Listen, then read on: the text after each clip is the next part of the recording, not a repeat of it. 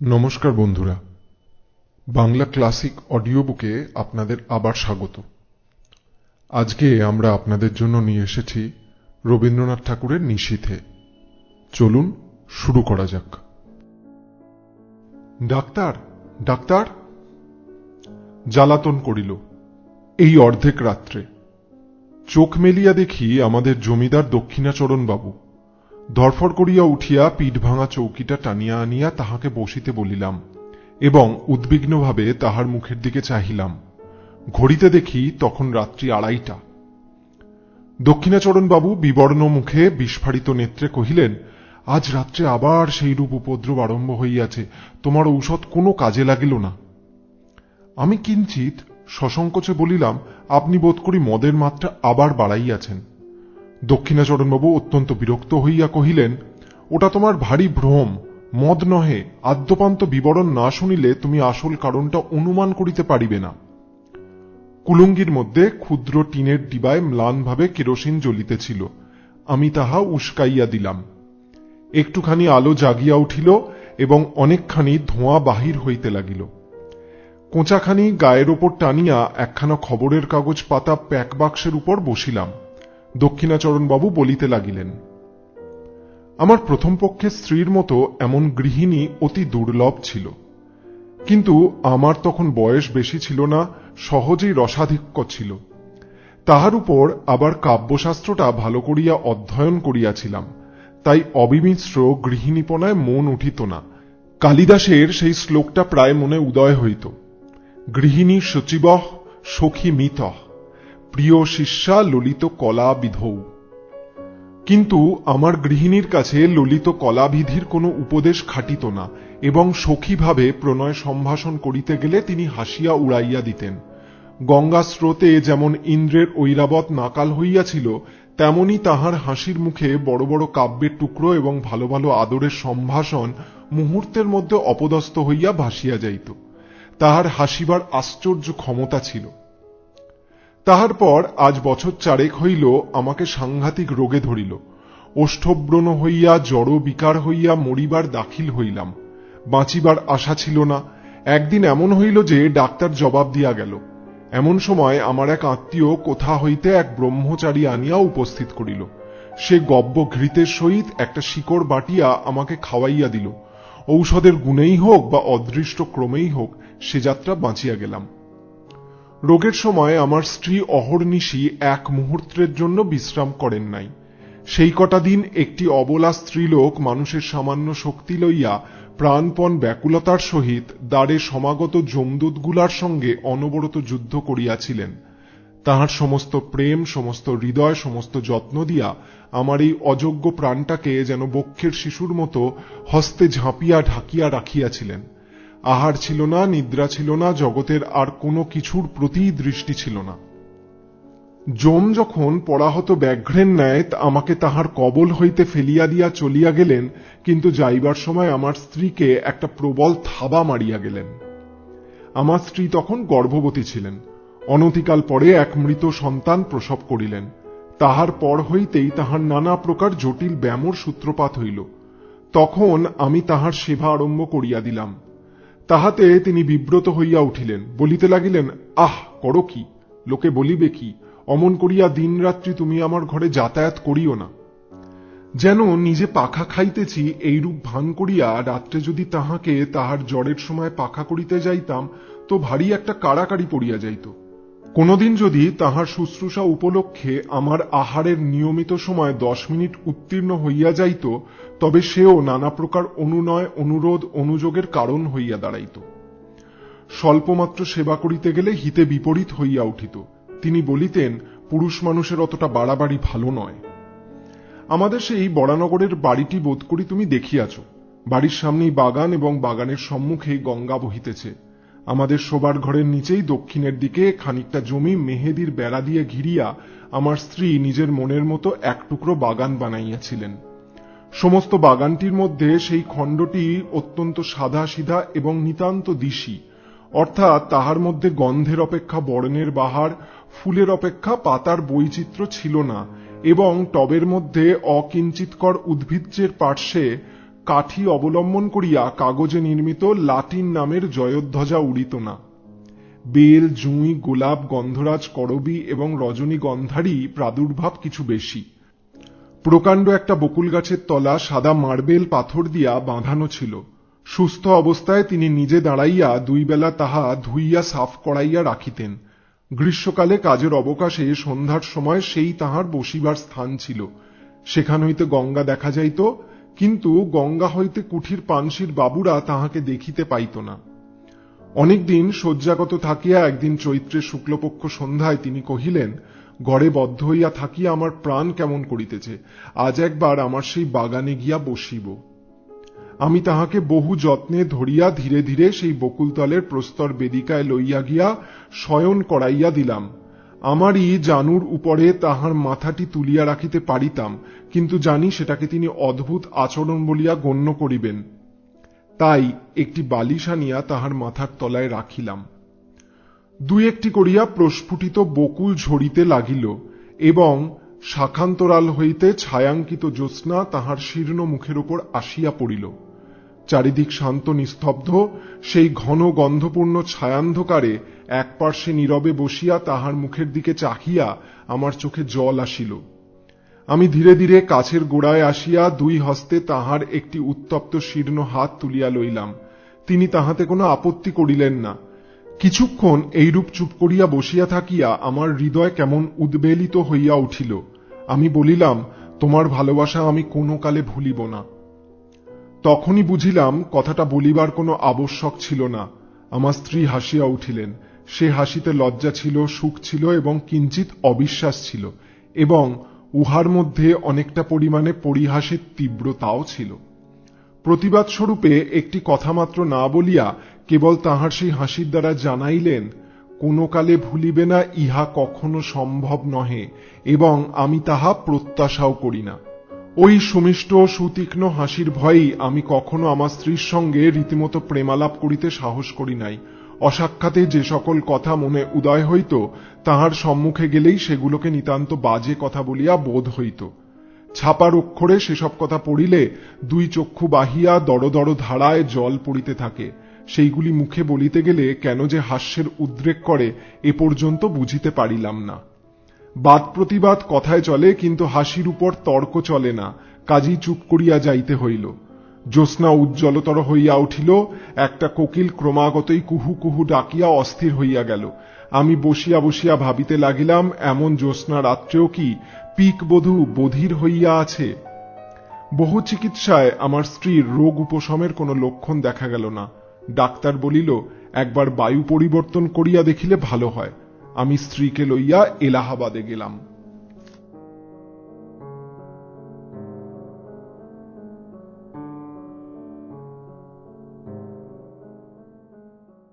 এইখানে দক্ষিণাবাবু হঠাৎ থমকিয়া চুপ করিলেন।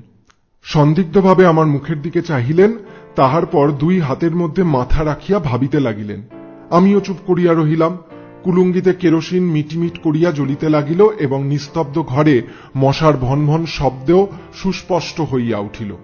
হঠাৎ মৌন ভঙ্গ করিয়া দক্ষিণাবাবু আবার বলিতে আরম্ভ করিলেন। সেখানে হারান ডাক্তার আমার স্ত্রীকে চিকিৎসা করিতে লাগিলেন। অবশেষে অনেককাল একভাবে কাটাইয়া ডাক্তারও বলিলেন, আমিও বুঝিলাম এবং আমার স্ত্রীও বুঝিলেন যে তাহার ব্যামো সারিবার নয়, তাহাকে চিররুগ্ন হইয়া কাটাইতে হইবে। তখন একদিন আমার স্ত্রী আমাকে বলিলেন, যখন ব্যামো সারিবে না এবং শীঘ্র আমার মরিবার আশাও নাই, তখন আর কতদিন এই জীবন মৃতকে লইয়া কাটাইবে? তুমি আর একটা বিবাহ করো। এটা যেন কেবল একটা সুযুক্তি এবং সৎ বিবেচনার কথা। ইহার মধ্যে যে ভারী একটা মহত্ব, বীরত্ব বা অসামান্য কিছু আছে, এমন ভাব তাহার লেশমাত্র ছিল না। এইবার আমার হাসিবার পালা ছিল। কিন্তু আমার কি তেমন করিয়া হাসিবার ক্ষমতা আছে? আমি উপন্যাসের প্রধান নায়কের ন্যায় গম্ভীর সমুচ্চ ভাবে বলিতে লাগিলাম, যতদিন এই দেহে জীবন আছে। তিনি বাধা দিয়া বলিলেন, নাও নাও, আর বলিতে হইবে না। তোমার কথা শুনিয়া আমি আর বাঁচি না। আমি পরাজয় স্বীকার করিয়া বলিলাম, এ জীবনে আর কাহাকেও ভালোবাসিতে পারিব না। শুনিয়া আমার স্ত্রী ভারী হাসিয়া উঠিলেন। তখন আমাকে ক্ষান্ত হইতে হইল। জানি না তখন নিজের কাছেও কখনো স্পষ্ট স্বীকার করিয়াছি কিনা, কিন্তু এখন বুঝিতে পারিতেছি এই আরোগ্য আশাহীন সেবাকার্যে আমি মনে মনে পরিশ্রান্ত হইয়া গিয়াছিলাম। এ কার্যে যে ভঙ্গ দিব এমন কল্পনাও আমার মনে ছিল না। অথচ চিরজীবন এই চিররুগ্নকে লইয়া আপন করিতে হইবে এ কল্পনাও আমার নিকট পীড়াজনক হইয়াছিল। হায়, প্রথম যৌবনকালে যখন সম্মুখে তাকাইয়াছিলাম, তখন প্রেমের কুহকে, সুখের আশ্বাসে, সৌন্দর্যের মরীচিকায় সমস্ত ভবিষ্যৎ জীবন প্রফুল্ল দেখাইতেছিল। আজ হইতে শেষ পর্যন্ত কেবলই আশাহীন সতৃষ্ণ মরুভূমি। আমার সেবার মধ্যে সেই আন্তরিক শ্রান্তি নিশ্চয় তিনি দেখিতে পাইয়াছিলেন। তখন জানিতাম না, কিন্তু এখন সন্দেহমাত্র নাই যে তিনি আমাকে যুক্তক্ষরহীন প্রথম ভাগ শিশু শিক্ষার মতো অতি সহজে বুঝিতেন। সেই জন্য যখন উপন্যাসের নায়ক সাজিয়া গম্ভীরভাবে তাহার নিকট কবিত্ব ফলাইতে যাইতাম, তিনি এমন সুগভীর স্নেহ অথচ অনিবার্য কৌতুকের সহিত হাসিয়া উঠিতেন। আমার নিজের অগোচর অন্তরের কথাও অন্তর্জামিন ন্যায় তিনি সমস্তই জানিতেন। এ কথা মনে করিলে আজও লজ্জায় মরিয়া যাইতে ইচ্ছা হয়। হারান ডাক্তার আমাদের স্বজাতীয়, তাহার বাড়িতে আমার প্রায় নিমন্ত্রণ থাকিত। কিছুদিন যাতায়াতের পর ডাক্তার তাহার মেয়েটির সঙ্গে আমার পরিচয় করাইয়া দিলেন। মেয়েটি অবিবাহিত, তাহার বয়স 15 হইবে। ডাক্তার বলেন তিনি মনের মতো পাত্র পান নাই বলিয়া বিবাহ দেন নাই, কিন্তু বাহিরের লোকের কাছে গুজব শুনিতাম মেয়েটির কুলের দোষ ছিল। কিন্তু আর কোনো দোষ ছিল না, যেমন সুরূপ তেমনি সুশিক্ষা। সেই জন্য মাঝে মাঝে এক এক দিন তাহার সহিত নানা কথার আলোচনা করিতে করিতে আমার বাড়ি ফিরিতে রাত হইত। আমার স্ত্রীকে ঔষধ খাওয়াইবার সময় উত্তীর্ণ হইয়া যাইত।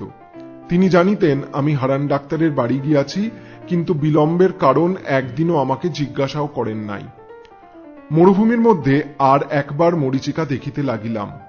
তৃষ্ণা যখন বুক পর্যন্ত, তখন চোখের সামনে কুল পরিপূর্ণ স্বচ্ছ জল ছলছল ঢলঢল করিতে লাগিল। তখন মনকে প্রাণপণে টানিয়া আর ফিরাইতে পারিলাম না। রোগীর ঘর আমার কাছে দ্বিগুণ নিরানন্দ হইয়া উঠিল। তখন প্রায়ই শুশ্রূষা করিবার এবং ঔষধ খাওয়াইবার নিয়ম ভঙ্গ হইতে লাগিল। হারান ডাক্তার আমাকে প্রায় মাঝে মাঝে বলিতেন, যাহাদের রোগ আরোগ্য হইবার কোনো সম্ভাবনা নাই তাহাদের পক্ষে মৃত্যুই ভালো, কারণ বাঁচিয়া তাহাদের নিজেদেরও সুখ নাই, অন্যদেরও অসুখ। কথাটা সাধারণভাবে বলিতে দোষ নাই, তথাপি আমার স্ত্রীকে লক্ষ্য করিয়া এমন প্রসঙ্গ উত্থাপন করা তাহার উচিত হয় নাই। কিন্তু মানুষের জীবন মৃত্যু সম্পর্কে ডাক্তারদের মন এমন অসার যে তাহারা ঠিক আমাদের মনের অবস্থা বুঝিতে পারেন না। হঠাৎ একদিন পাশের ঘর হইতে শুনিতে পাইলাম আমার স্ত্রী হারানবাবুকে বলিতেছেন, ডাক্তার কতগুলো মিথ্যা ঔষধ গিলাইয়া ডাক্তারখানার দেনা বাড়াইতেছ কেন?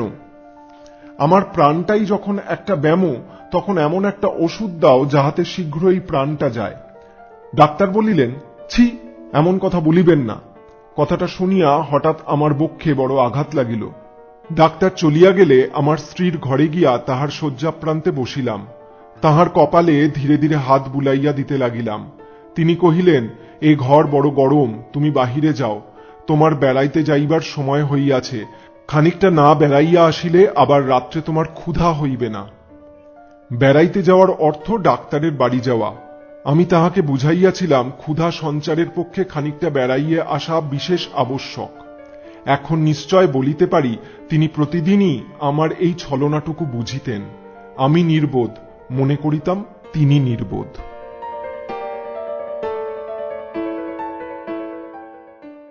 এই বলিয়া দক্ষিণাচরণ বাবু অনেকক্ষণ করতলে মাথা রাখিয়া চুপ করিয়া বসিয়া রহিলেন। অবশেষে কহিলেন, আমাকে এক গ্লাস জল আনিয়া দাও। জল খাইয়া বলিতে লাগিলেন, একদিন ডাক্তারবাবুর কন্যা মনোরমা আমার স্ত্রীকে দেখিতে আসিবার ইচ্ছা প্রকাশ করিলেন। জানি না কি কারণে তাহার সে প্রস্তাব আমার ভালো লাগিল না, কিন্তু প্রতিবাদ করিবার কোনো হেতু ছিল না। তিনি একদিন সন্ধেবেলায় আমাদের বাসায় আসিয়া উপস্থিত হইলেন। সেদিন আমার স্ত্রীর বেদনা অন্য দিনের অপেক্ষা কিছু বাড়িয়া উঠিয়াছিল। যেদিন তাহার ব্যথা বাড়ে সেদিন তিনি অত্যন্ত স্থির নিস্তব্ধ হইয়া থাকেন। কেবল মাঝে মাঝে মুষ্টিবদ্ধ হইতে থাকে এবং মুখ নীল হইয়া আসে, তাহাতেই তাহার যন্ত্রণা বুঝা যায়। ঘরে কোনো সাড়া ছিল না। আমি শয্যাপ্রান্তে চুপ করিয়া বসিয়াছিলাম। সেদিন আমাকে বেড়াইতে যাইতে অনুরোধ করেন এমন সামর্থ্য তাহার ছিল না, কিংবা হয়তো বড় কষ্টের সময় আমি কাছে থাকি এমন ইচ্ছা তাহার মনে মনে ছিল। চোখে লাগিবে বলিয়া কেরোসিনের আলোটা দ্বারের পার্শ্বে ছিল। ঘর অন্ধকার এবং নিস্তব্ধ। কেবল এক একবার যন্ত্রণার কিঞ্চিত উপশমে আমার স্ত্রীর গভীর দীর্ঘ নিঃশ্বাস শোনা যাইতেছিল। এমন সময় মনোরমা ঘরের প্রবেশদ্বারে দাঁড়াইলেন। বিপরীত দিক হইতে কেরোসিনের আলো আসিয়া তাহার মুখের উপর পড়িল। আলো আঁধারে লাগিয়া তিনি কিছুক্ষণ ঘরের কিছুই দেখিতে না পাইয়া দ্বারের নিকট দাঁড়াইয়া ইতস্তত করিতে লাগিলেন। আমার স্ত্রী চমকিয়া আমার হাত ধরিয়া জিজ্ঞাসা করিলেন, ও কে? তাহার সেই দুর্বল অবস্থায় হঠাৎ অচেনা লোক দেখিয়া ভয় পাইয়া আমাকে ২-৩ বার অস্ফুট স্বরে প্রশ্ন করিলেন, ও কে, ও কে, ও কে গো? আমার কেমন দুর্বুদ্ধি হইল, আমি প্রথমেই বলিয়া ফেলিলাম, আমি চিনি না। বলিবা মাত্রই কে যেন আমাকে কষাঘাত করিল। পরের মুহূর্তেই বলিলাম, ওহ, আমাদের ডাক্তারবাবুর কন্যা। স্ত্রী একবার আমার মুখের দিকে চাহিলেন, আমি তাহার মুখের দিকে চাহিতে পারিলাম না। পরক্ষণেই তিনি ক্ষীণ স্বরে অভ্যাগতকে বলিলেন, আপনি আসুন। আমাকে বলিলেন, আলোটা ধরো। মনোরমা ঘরে আসিয়া বসিলেন। তাহার সহিত রোগিণীর অল্প স্বল্প আলাপ চলিতে লাগিল। এমন সময় ডাক্তারবাবু আসিয়া উপস্থিত হইলেন। তিনি তাহার ডাক্তারখানা হইতে 2 শিশি ওষুধ সঙ্গে আনিয়াছিলেন। সেই 2টি শিশি বাহির করিয়া আমার স্ত্রীকে বলিলেন, এই নীল শিশিটা মালিশ করিবার আর এইটা খাইবার। দেখিবেন 2টাতে মিলাইবেন না, এ ওষুধটা ভারী বিষ। আমাকেও একবার সতর্ক করিয়া দিয়া ঔষধ 2টি শয্যা পার্শ্ববর্তী টেবিলে রাখিয়া দিলেন। বিদায় লইবার সময় ডাক্তার তাহার কন্যাকে ডাকিলেন। মনোরমা কহিলেন, বাবা, আমি থাকি না কেন? সঙ্গে স্ত্রীলোক কেহ নাই, ইহাকে সেবা করিবে কে?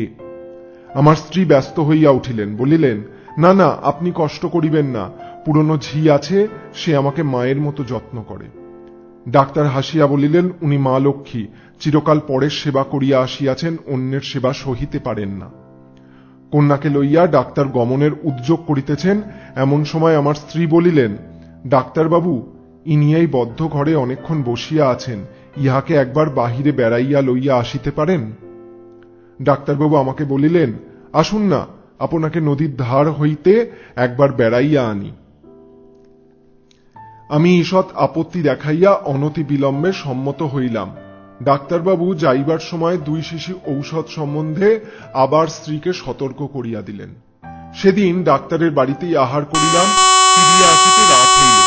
আসিয়া দেখি আমার স্ত্রী ছটফট করিতেছেন। অনুতাপে বিদ্ধ হইয়া জিজ্ঞাসা করিলাম, তোমার কি ব্যথা বাড়িয়াছে? তিনি উত্তর করিতে পারিলেন না, নীরবে আমার মুখের দিকে চাহিলেন। তখন তাহার কণ্ঠ রোধ হইয়াছে। আমি তৎক্ষণাৎ সেই রাত্রি ডাক্তারকে ডাকাইয়া আনিলাম। ডাক্তার প্রথমটা আসিয়া অনেকক্ষণ কিছুই বুঝিতে পারিলেন না। অবশেষে জিজ্ঞাসা করিলেন, সেই ব্যথাটা কি বাড়িয়া উঠিয়াছে? ঔষধটা একবার মালিশ করিলে হয় না? বলিয়া শিশিটা টেবিল হইতে লইয়া দেখিলেন সেটা খালি।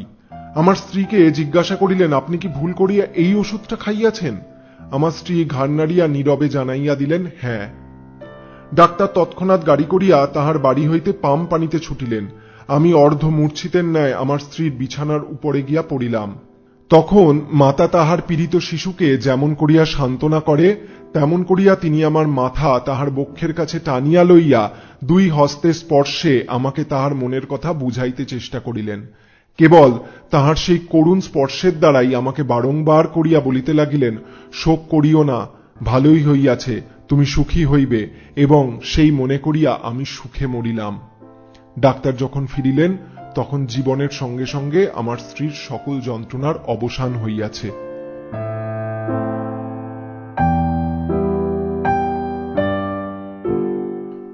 দক্ষিণাচরণ আর একবার জল খাইয়া বলিলেন, উহ, বড় গরম। বলিয়া দ্রুত বাহির হইয়া বার কয়েক বারান্দায় পায়চারি করিয়া আসিয়া বসিলেন। বেশ বোঝা গেল তিনি বলিতে চাহেন না, কিন্তু আমি যেন জাদু করিয়া তাহার নিকট হইতে কথা কাড়িয়া লইতেছি। আবার আরম্ভ করিলেন, মনোরমাকে বিবাহ করিয়া দেশে ফিরিলাম। মনোরমা তাহার পিতার সম্মতিক্রমে আমাকে বিবাহ করিল। কিন্তু আমি যখন তাহাকে আদরের কথা বলিতাম, প্রেমালাপ করিয়া তাহার হৃদয় অধিকার করিবার চেষ্টা করিতাম, সে হাসিত না, গম্ভীর হইয়া তাকিত। তাহার মনের কোথায় কোনখানে কি খটকা লাগিয়া গিয়াছিল আমি কেমন করিয়া বুঝিব।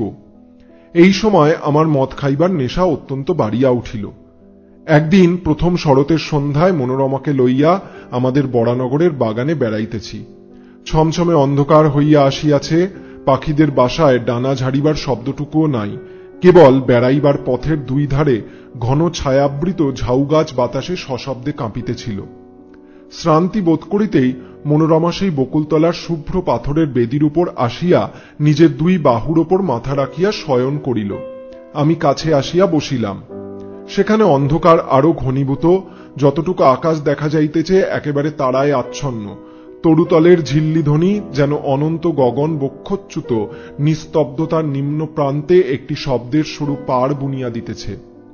সেদিনও বৈকালে আমি কিছু মদ খাইয়াছিলাম, মনটা বেশ একটু তরলাবস্থায় ছিল। অন্ধকার যখন চোখে সহিয়া আসিল তখন বনচ্ছায়াতলে পাণ্ডুর বর্ণে অঙ্কিত সেই শীতল অঞ্চল শ্রান্তকায় রমণীর আবছায়া মূর্তিটি আমার মনে এক অনিবার্য আবেগের সঞ্চার করিল। মনে হইল ও যেন একটি ছায়া, ওকে যেন কিছুতেই দুই বাহু দিয়া ধরিতে পারিব না। এমন সময় অন্ধকার ঝাউগাছের শিখর দেশে যেন আগুন ধরিয়া উঠিল। তাহার পরে কৃষ্ণপক্ষের জীর্ণ প্রান্ত হলুদ বর্ণ চাঁদ ধীরে ধীরে গাছের মাথার উপরকার আকাশে আরোহণ করিল। সাদা পাথরের উপর সাদা শাড়ি পরা সেই শ্রান্ত শয়ান রমণীর মুখের উপর জ্যোৎস্না আসিয়া পড়িল। আমি আর থাকিতে পারিলাম না। কাছে আসিয়া দুই হাতে তাহার হাতটি তুলিয়া লইয়া ধরিয়া কহিলাম, মনোরমা, তুমি আমাকে বিশ্বাস করো না, কিন্তু আমি তোমাকে ভালোবাসি। তোমাকে আমি কোনো কালে ভুলিতে পারিব না। কথাটা বলিবা মাত্র চমকিয়া উঠিলাম।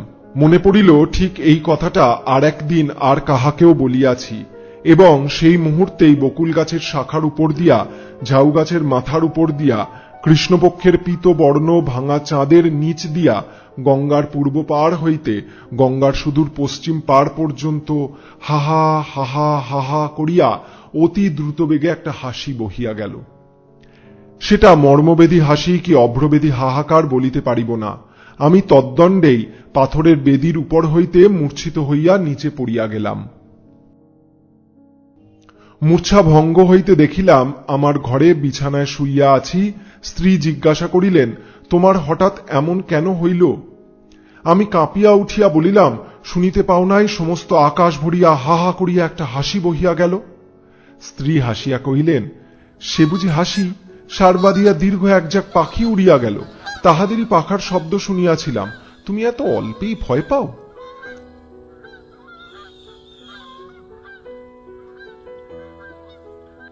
দিনের বেলায় স্পষ্ট বুঝিতে পারিলাম পাখির ঝাঁক উড়িবার শব্দই বটে।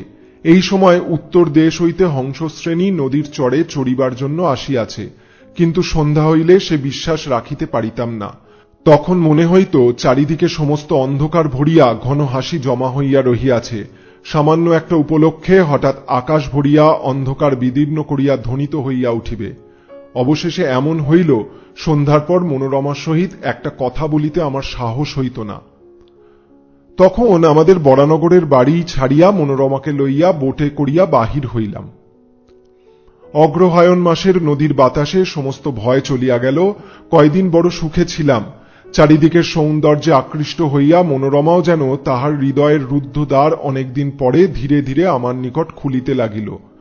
গঙ্গা ছাড়াইয়া খড়ে ছাড়াইয়া অবশেষে পদ্মায় আসিয়া পৌঁছলাম। ভয়ঙ্করী পদ্মা তখন হেমন্তের বিবর্লীন ভুজঙ্গিনীর মতো কৃশ নির্জীবভাবে সুদীর্ঘ শীতনিদ্রায় নিবিষ্ট ছিল। উত্তর পারে জনশূন্য তৃণশূন্য দিগন্ত প্রসারিত বালির চর ধুধু করিতেছে, এবং দক্ষিণের উচ্চ পাড়ের উপর গ্রামের আমবাগানগুলি এই রাক্ষসী নদীর নিতান্ত মুখের কাছে জোর হস্তে দাঁড়াইয়া কাঁপিতেছে। পদ্মা ঘুমের ঘোরে এক একবার পাশ ফিরিতেছে, এবং বিদীর্ণ তটভূমি ঝুপঝাপ করিয়া ভাঙিয়া ভাঙিয়া পড়িতেছে। এইখানে বেড়াইবার সুবিধা দেখিয়া বোট বাঁধিলাম। একদিন আমরা দুইজনে বেড়াইতে বেড়াইতে বহু দূর চলিয়া গেলাম। সূর্যাস্তের স্বর্ণ ছায়া মিলাইয়া যাইতেই শুক্লপক্ষের নির্মল চন্দ্রালোক দেখিতে দেখিতে ফুটিয়া উঠিল। সেই অন্তহীন শুভ্র বালির চরের উপর যখন অজস্র অবারিত উচ্ছ্বসিত জ্যোৎস্না একেবারে আকাশের সীমান্ত পর্যন্ত প্রসারিত হইয়া গেল, তখন মনে হইল যেন জনশূন্য চন্দ্রালোকের অসীম স্বপ্ন রাজ্যের মধ্যে কেবল আমরা দুইজনে ভ্রমণ করিতেছি।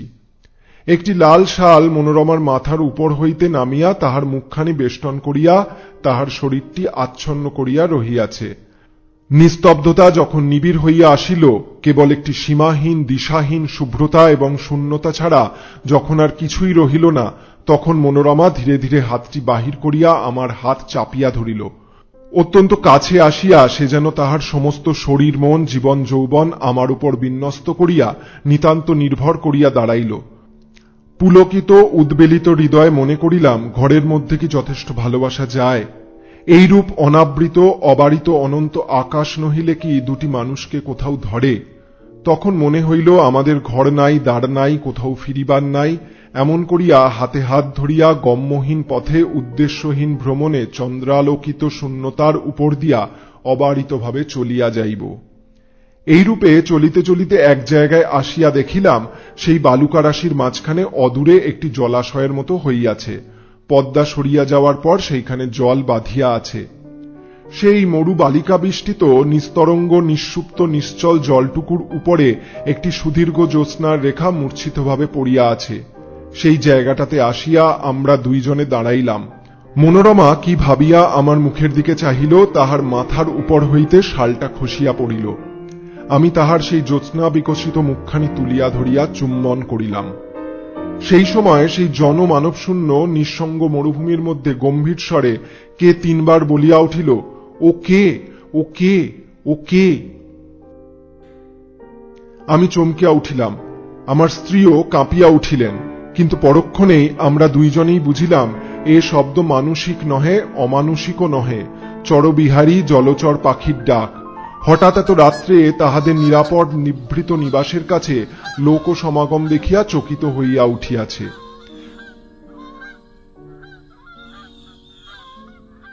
সেই ভয়ের চমক খাইয়া আমরা দুইজনই তাড়াতাড়ি বোটে ফিরিলাম। রাত্রে বিছানায় আসিয়া শুইলাম। শ্রান্ত শরীরে মনোরমা অবিলম্বে ঘুমাইয়া পড়িল। তখন অন্ধকারে কে একজন আমার মশারির কাছে দাঁড়াইয়া সুষুপ্ত মনোরমার দিকে একটিমাত্র দীর্ঘ শীর্ণ অস্থিসার অঙ্গুলি নির্দেশ করিয়া যেন আমার কানে কানে অত্যন্ত চুপি চুপি অস্ফুট কণ্ঠে কেবলই জিজ্ঞাসা করিতে লাগিল, ও কে, ও কে, ও কে গো? তাড়াতাড়ি উঠিয়া দেশলাই জ্বালাইয়া বাতি ধরাইলাম। সেই মুহূর্তেই ছায়ামূর্তি মিলাইয়া গিয়া আমার মশারি কাঁপাইয়া বোট দুলাইয়া আমার সমস্ত ঘর্মাক্ত শরীরের রক্ত হিম করিয়া দিয়া হা হা হা হা হা হা করিয়া একটি হাসি অন্ধকার রাত্রির ভিতর দিয়া বহিয়া চলিয়া গেল।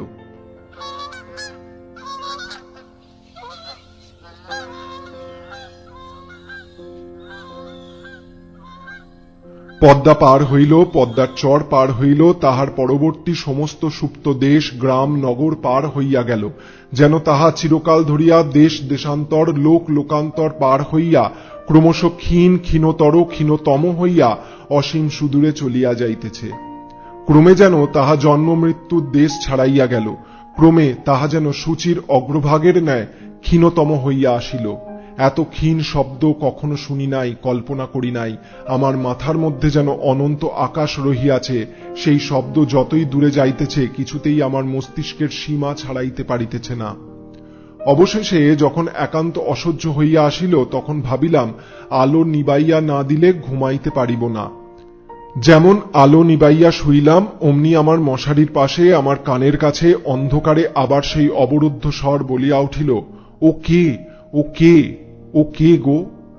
আমার বুকের রক্তের ঠিক সমান তালে ক্রমাগতই ধ্বনিত হইতে লাগিল, ও কে, ও কে, ও কে গো, ও কে, ও কে, ও কে গো। সেই গভীর রাত্রে নিস্তব্ধ বোটের মধ্যে আমার গোলাকার ঘড়িটাও সজীব হইয়া উঠিল। তাহার ঘণ্টার কাঁটা মনোরমার দিকে প্রসারিত করিয়া শেলফের উপর হইতে তালে তালে বলিতে লাগিল, ও কে, ও কে, ও কে গো, ও কে, ও কে, ও কে গো। বলিতে বলিতে দক্ষিণেবাবু পাংশুবর্ণ হইয়া আসিলেন। তাহার কণ্ঠস্বর রুদ্ধ হইয়া আসিল। আমি তাহাকে স্পর্শ করিয়া কহিলাম, একটু জল খান। এমন সময় হঠাৎ আমার কেরোসিনের শিখাটা দপ দপ করিয়া নিবিয়া গেল। হঠাৎ দেখিতে পাইলাম বাহিরে আলো হইয়াছে। কাক ডাকিয়া উঠিল, দোয়েল শীষ দিতে লাগিল। আমার বাড়ির সম্মুখবর্তী পথে একটা মহিষের গাড়ির ক্যাচ ক্যাচ শব্দ জাগিয়া উঠিল। তখন দক্ষিণাবাবুর মুখের ভাব একেবারে বদল হইয়া গেল। ভয়ের কিছুমাত্র চিহ্ন রহিল না। রাত্রির কুহকে কাল্পনিক শঙ্কার মত্ততায় আমার কাছে যে এত কথা বলিয়া ফেলিয়াছেন সেজন্য অত্যন্ত লজ্জিত এবং আমার উপর আন্তরিক ক্রুদ্ধ হইয়া উঠিলেন। শিষ্ট সম্ভাষণ মাত্র না করিয়া অকস্মাৎ উঠিয়া দ্রুত বেগে চলিয়া গেলেন।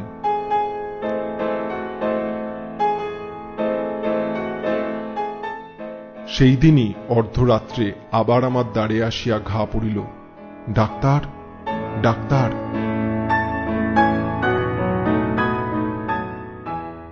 সমাপ্ত।